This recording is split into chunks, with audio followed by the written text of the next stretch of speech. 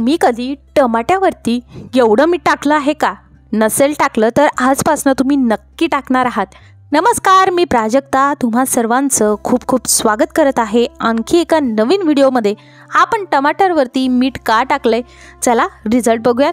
फक्त टमाटर आहे बरं का, आणि तुम्ही बघू शकता आपलं लिक्विड इकडे किती भारी आहे।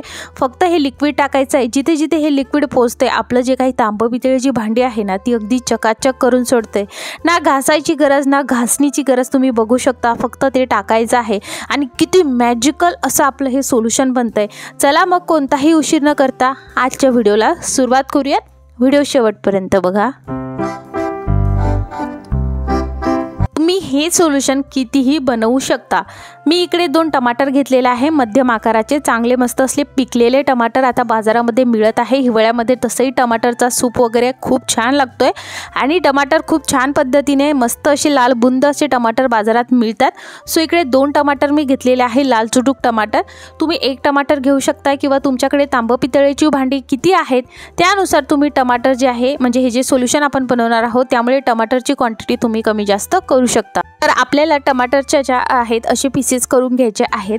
सगळ्यात मेन गोष्ट, टमाटर हे आंबट सुद्धा असतं त्यामुळे आपण ह्या टमाटरचा वापर आपल्या भाजीमध्ये वगैरे करतच असतो, सूप बनवण्यासाठी करतच असतो, पण त्याचा वापर क्लिनिंगसाठी कशा पद्धतीने करायचा ते आज मी तुम्हाला या व्हिडिओमध्ये सांगणार आहे। मिक्सरचं भांडं घ्यायचं आहे आणि त्यामध्ये हे आपल्याला जे आहे संपूर्ण टमाटरचे पीसेस जे केले आहेत ते टाकायचे आहेत आणि आता हे बारीक करून घेऊयात। तुम्ही बघू शकता छान प्युरी झाली आहे।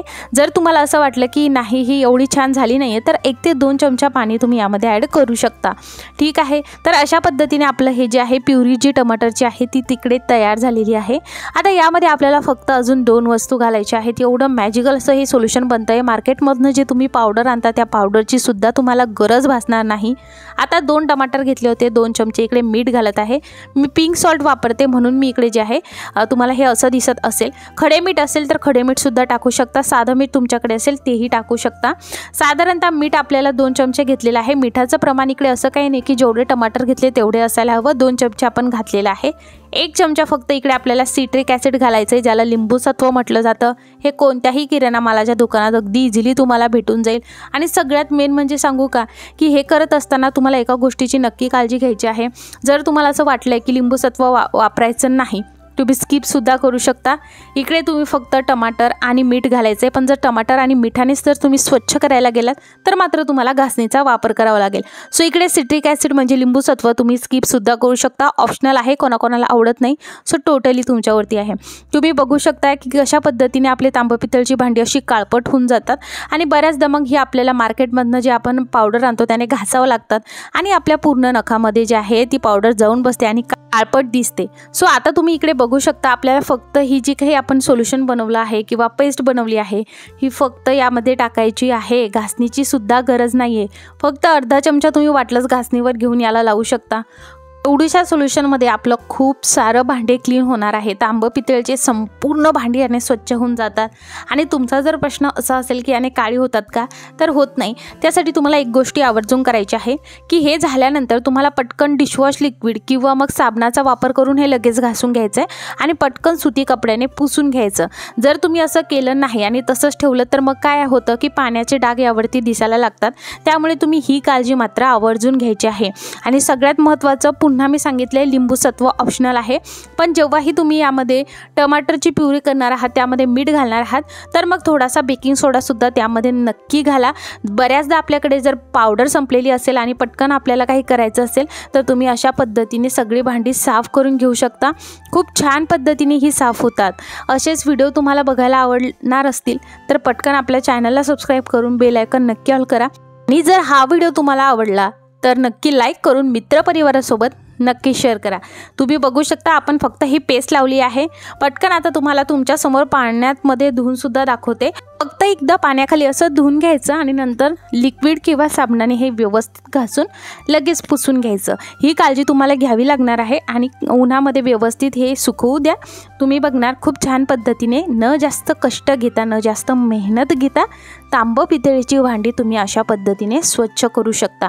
आता बघा बऱ्याचदा आपल्याकडे तांब्याचं जे आहे ते फिल्टर सुद्धा असतं, सो तुम्ही हे सुद्धा अशा पद्धतीने स्वच्छ करू शकता। तुम्ही बघू शकता हे जे काही प्लेट वगैरे आहे ही सुद्धा किती छान पद्धतीने मी अगदी काळपट झाली होती, जास्तही घाण नव्हती झाली, पण फक्त आपल्याला ही पेस्ट टाकायची आहे. आता तुमचा असा प्रश्न येणार की याने आपण ॲल्युमिनियम स्टील ची भांडी स्वच्छ करू शकतो का? तर ते सुद्धा मी तुम्हाला समोर सांगणार आहे, ते कशा पद्धतीने तुम्ही स्वच्छ करू शकता. चला आता आपण हे सगळं काही स्वच्छ करून घेऊया.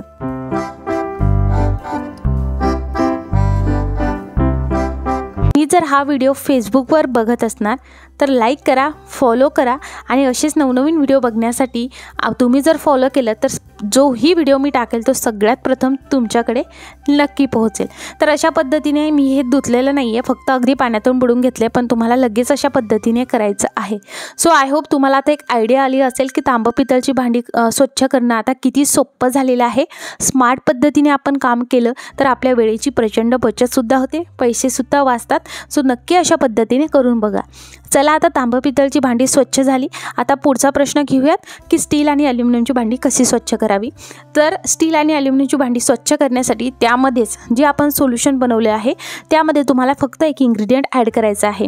जर तुमची भांडी अशा पद्धतीने चिवट झालेली असेल, खूप घाण झालेली असेल आणि याचा काळपट थर काढायचा असेल तर तुम्हाला काय करायचं आहे, हे संपूर्ण सोल्युशन बनल्यानंतर त्यामध्ये डिशवॉश लिक्विड किंवा मग निरमा टाकायचा आहे.